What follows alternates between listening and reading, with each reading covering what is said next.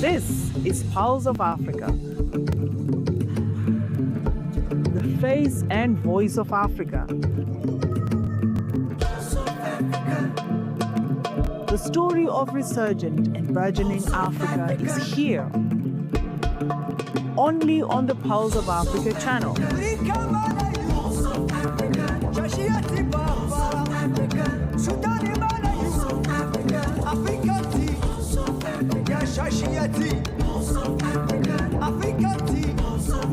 Pulse of Africa, the face and voice of Africa.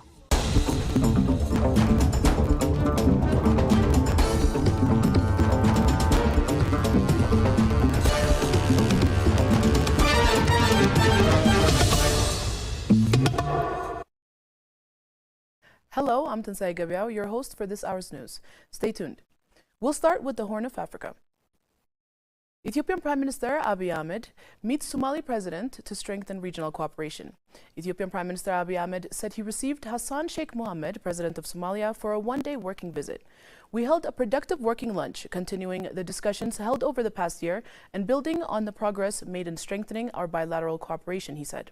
The Premier shared on his X account that their exchange focused on advancing shared priorities and reaffirmed their mutual commitment to deeper partnership, regional stability and development.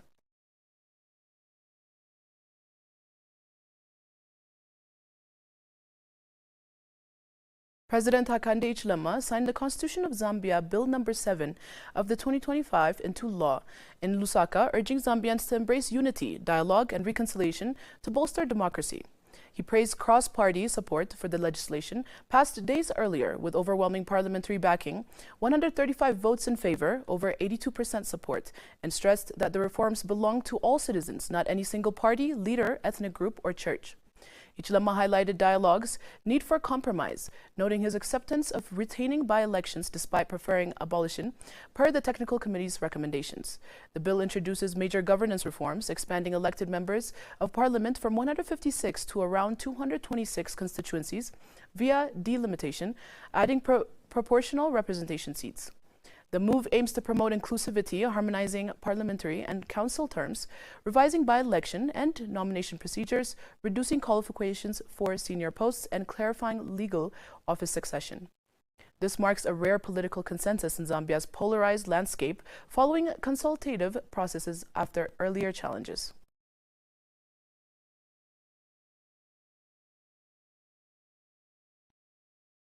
The United Nations Support Mission in Libya presented conclusions from extensive consultations for its structured dialogue involving over 120 diverse participants from Libya's east, south, and west. The findings identify the crisis as a fundamentally political, driven by institutional and regional divisions, competing authorities, and lack of unified legitimate executive, worsening economic security, and governance issues. Key recommendations include unifying institutions, forming a single government with a clear mandate and timetable, adopting a unified budget, and prioritizing elections as integral to the political process. The next government should focus on election preparation, basic service economic stability, transparent selection, and decentralization with fair representation for women and youth. Economically, consultations urge reforms for good governance, reducing armed group interference, anti-corruption measures, economic diversification, and equitable wealth distribution. On security, priority is disarmament, reintegration or dissolution of militias, unifying military institutions under civilian control, and building an accountable sector for enable elections and peace.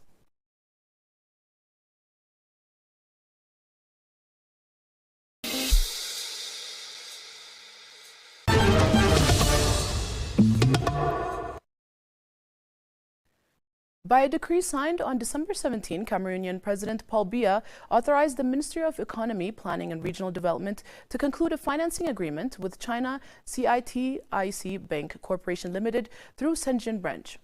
The agreement covers a buyer credit loan of $70.13 million intended as additional financing for a nationwide expansion of the intelligent urban video surveillance system. The government program aims to strengthen security in the country's main urban centers. According to the authorities, the new funding is intended to consolidate and expand technological systems already deployed in several major cities. The objective is to improve crime prevention and enforcement, road traffic management, and the response capacity of security forces through advanced digital tools. The new loan follows earlier financing mobilized for the same project.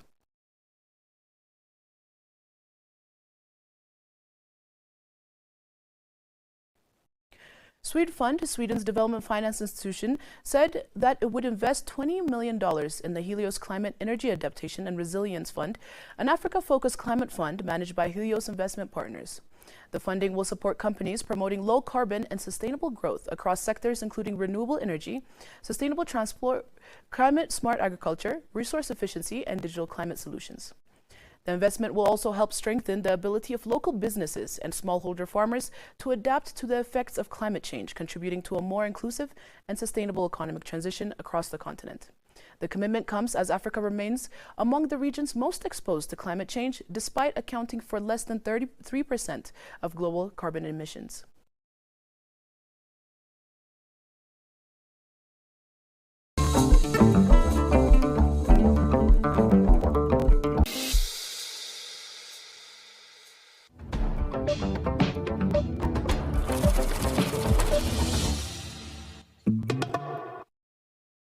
Moving on to business news, Ghana's parliament on Thursday approved amendments to the Bank of Ghana Act imposing stricter limits on central bank financing of the government to safeguard its independence. The Bank of Ghana Bill 2025 bars the central bank from buying government securities on the primary market and redefines emergency provisions that previously allowed officials to bypass a 5% lending cap tied to the prior year's revenues. Emergencies are now restricted to force major events such as natural disasters, presidential declared crisis, or public health emergencies. The reforms follow criticism over heavy central bank support during the COVID pandemic and its aftermath, when Ghana lost access to international capital markets, inflation surged, and the Bank of Ghana posted negative equity after extending overdrafts and other assistance to manage fiscal imbalances.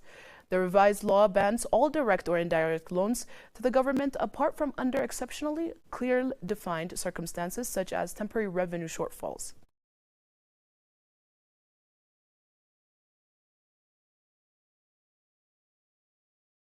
Kenya will now take 2040 to fully repay 3 Chinese loans used to build the standard gauge railway after the government negotiated a 5-year extension and a grace period to ease repayment pressures.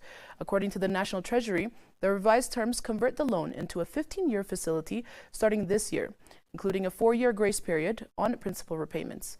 The extension follows the conversion of the $3-denominated loans into yuan, a move that is reported to save the country about $215 million each year. The SGR loans had originally been due to the mature in 2035, with Kenya required to repay both principal and interest to the China Exim Bank.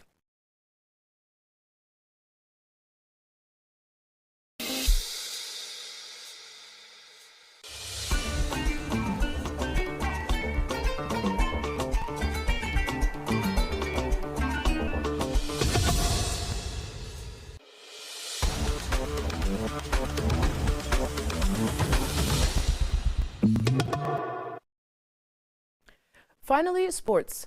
Morocco was gripped by jubilant celebrations after the national football team clinched the FIFA Arab Cup 2025 title. The Atlas Lions sealed a hard-fought 3-2 victory over Jordan after the extra time at Doha's Lusail Stadium, lifting the trophy for the second time, 13 years after their maiden title in 2012. Following the final whistle, thousands of fans flooded the streets of several cities. Morocco's triumph marked their second title of 2025, coming just months after same squad captured the African Nations Championship in August, co-hosted by Tanzania, Kenya, and Uganda. Midfielder Mohamed Rabi Himrat was named the tournament's best player. Jordan striker Ali Olwan finished as the competition's top scorer with 6 goals, and Morocco goalkeeper El Mehdi Banabid was voted best goalkeeper. Qatar hosted the 11th edition of the FIFA Arab Cup for the 3rd time in its history, from December 1st to 18, with 16 national teams taking part across the region.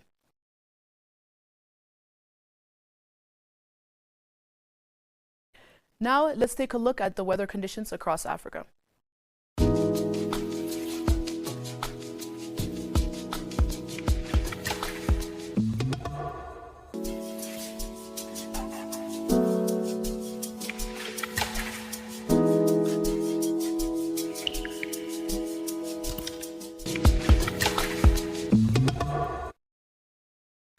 That's all for today. Before I conclude, I would like to invite you to watch our weekly program roundup, which is coming up next. Thanks for tuning in, and goodbye.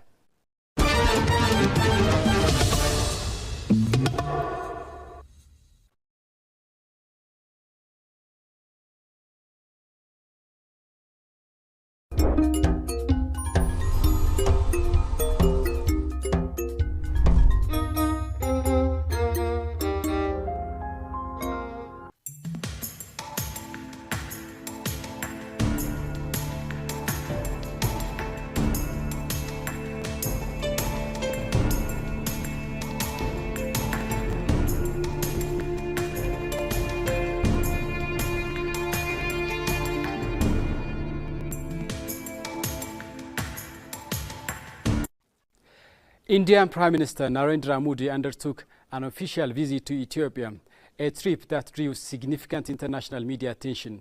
Global outlets have highlighted the importance of this visit in shaping the future of India-Africa relations.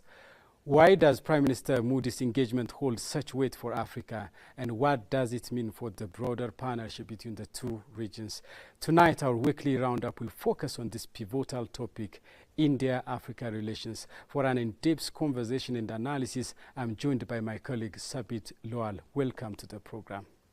Sabit, how are you today? I'm doing very well, thank you.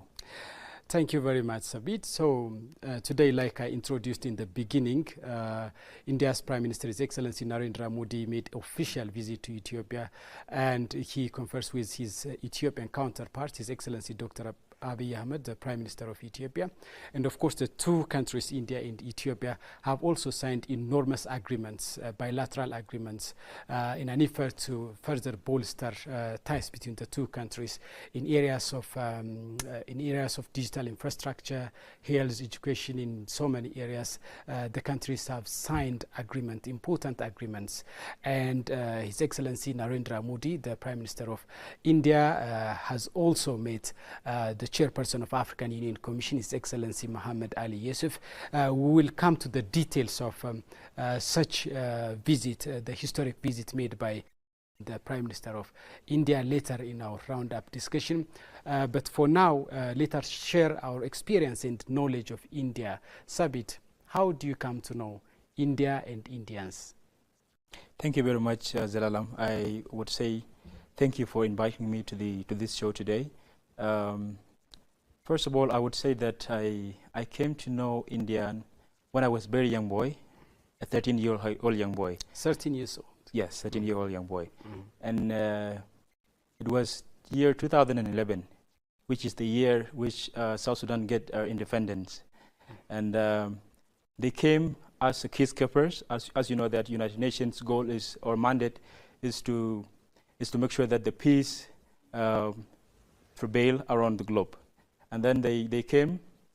As a children, we used to spend our days in a beach.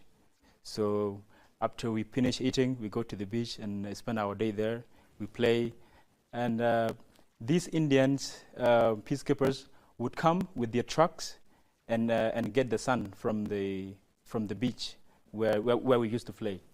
And then they would bring a lot of biscuits, and then they would distribute the biscuits to us. And then there's a word that I could remember, but I don't know what it means. They used to say "Yazurge, Yazurge," while they was throwing the biscuit to us. So it was a very good memory, and I would say it was my first encounter with Indians, and they were very friendly people, you know. Yeah.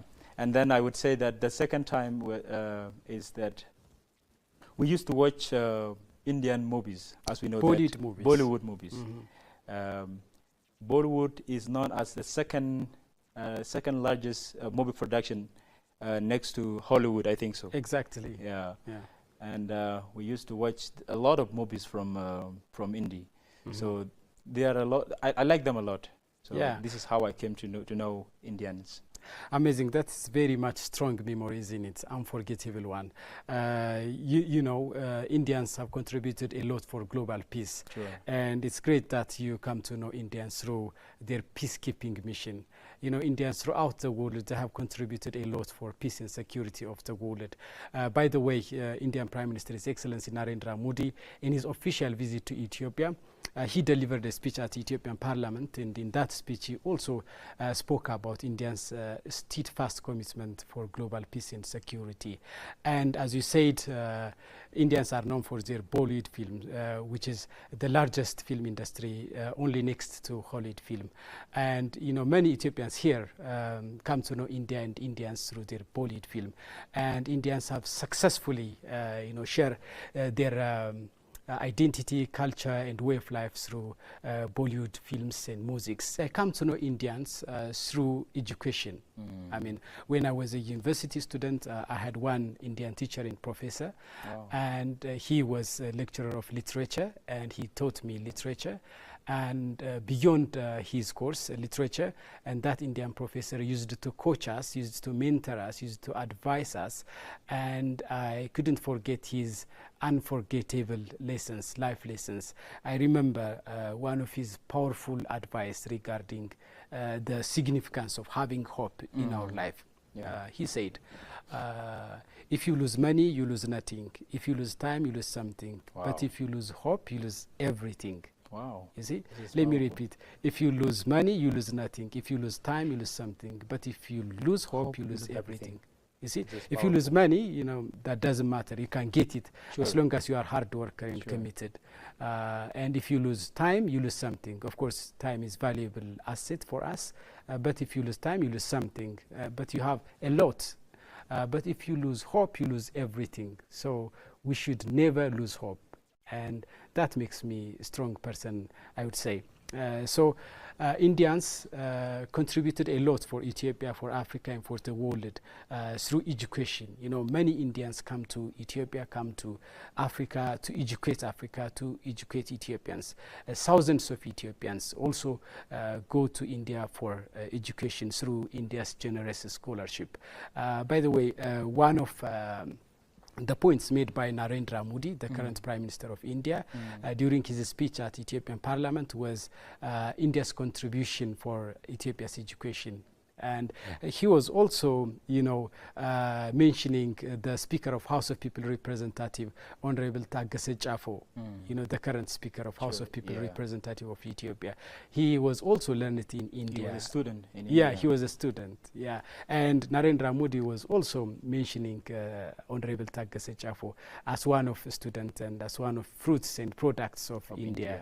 And that showcases how Indians are working and supporting education in Ethiopia and elsewhere in the world. Even today, many Ethiopian parents speak warmly about Indian teachers who shaped the future of their children.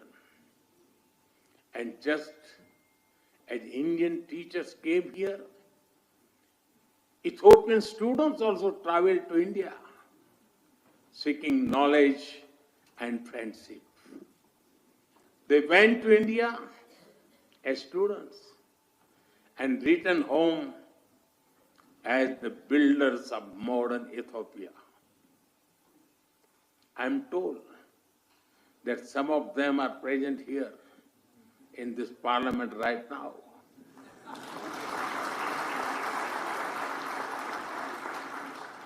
Including the Honorable Speaker Taggase Chafo.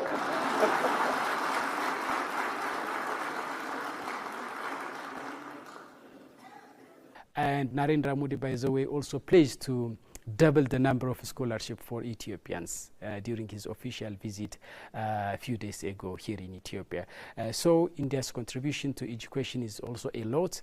Like you said, India's contribution to peace building, to sustaining peace and stability in Africa and in many parts of the world is such a remarkable contribution, I would say. let us dive into the core part of our discussion, which is Narendra Modi's official visit to Ethiopia. Like I said, the Prime Minister confers with his Ethiopian counterpart, Dr. Abiy Ahmed, and the two sides have also inked various agreements in education, health, defense, mining, digital infrastructure, in many areas. How do you assess and evaluate, Narendra Modi's visit to Ethiopia, how that was significant for bolstering the ties between the two nations? Thank you. This is a very good question. My first impression when I watch His Excellency speaking, he was reminding people that Ethiopia and India, they start a relationship long ago. I would say centuries ago. And he referred to Ethiopia as a lion, or Ethiopian people as a lion, which they call, which Ethiopian people call it Ambassa. And they call themselves in his hometown, they call themselves lions as Ethiopian. So this is one common trait which they share with Ethiopian. And then it reminds people again that Ethiopian and Indians, they used to trade during those days or centuries ago. And one of the commodities, or one of the thing that they share among themselves was to trade coffee and gold and a lot of things. This shows that the visit of His Excellency Modi is an extension of the long-term relationship which has begun by the forefathers of Ethiopian and Indian. So this is so powerful. And as we know that today, Ethiopia and India, they are very tight in relationship, which is their bond is very strong, which is as you mentioned, they have contributed a lot in Ethiopian education, and he mentioned that they have contributed more than $5 billion as investors in Ethiopia in different sectors, in textiles, in agriculture, and in education, and many more. Today, Indian companies are among the largest foreign investors in Ethiopia. They have invested more than $5 billion in diverse sectors like textiles, manufacturing, agriculture, health, and more. And they have created more than 75,000 local jobs. But I'm sure we can all agree our partnership has a lot more potential. That is why Prime Minister Dr. Abiy Ahmed and I took a big step forward yesterday. We have decided to elevate our bilateral relationship to the level of a strategic partnership.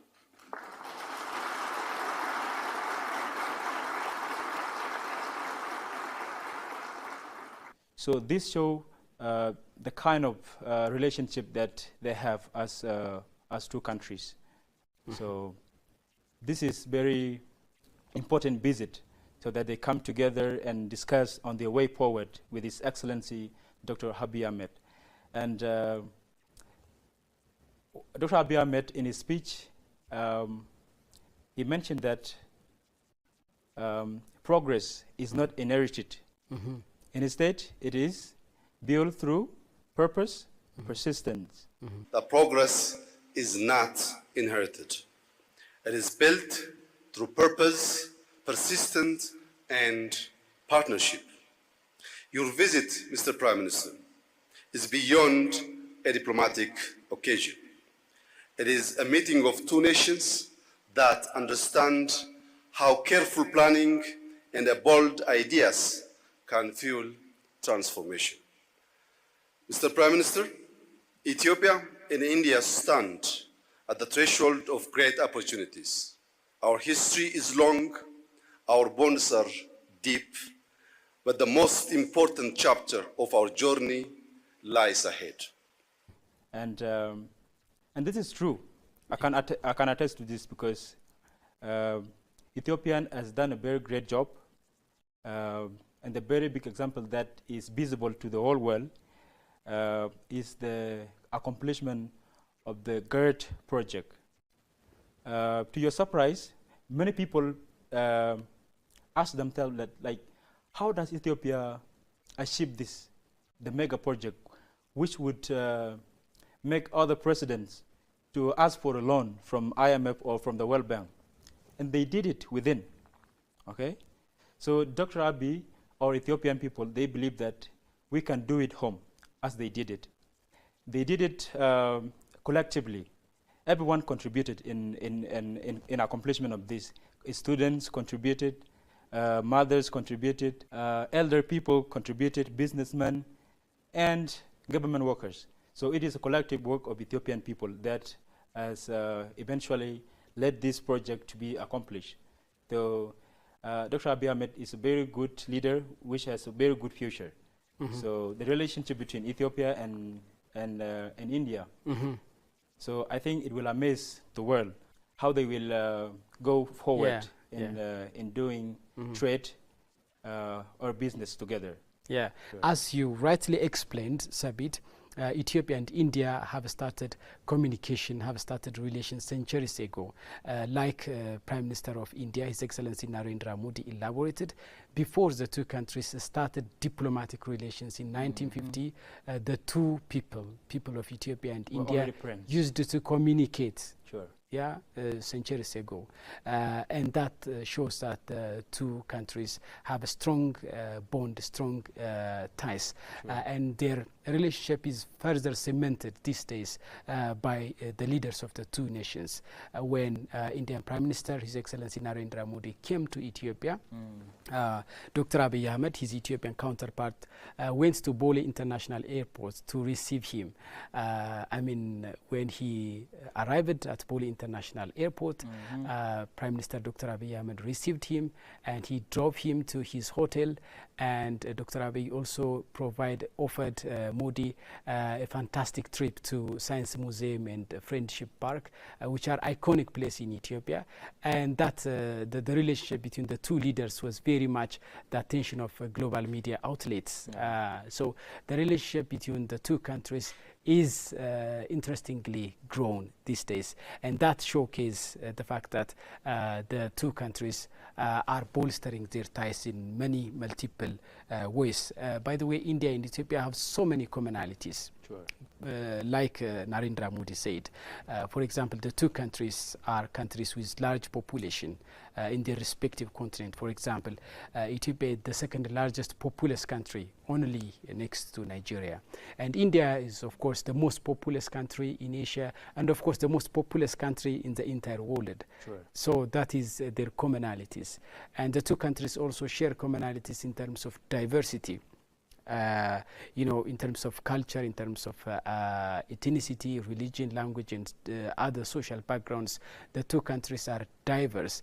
And this was, of course, very much the idea that was entertained by the Prime Minister of India, Narendra Modi.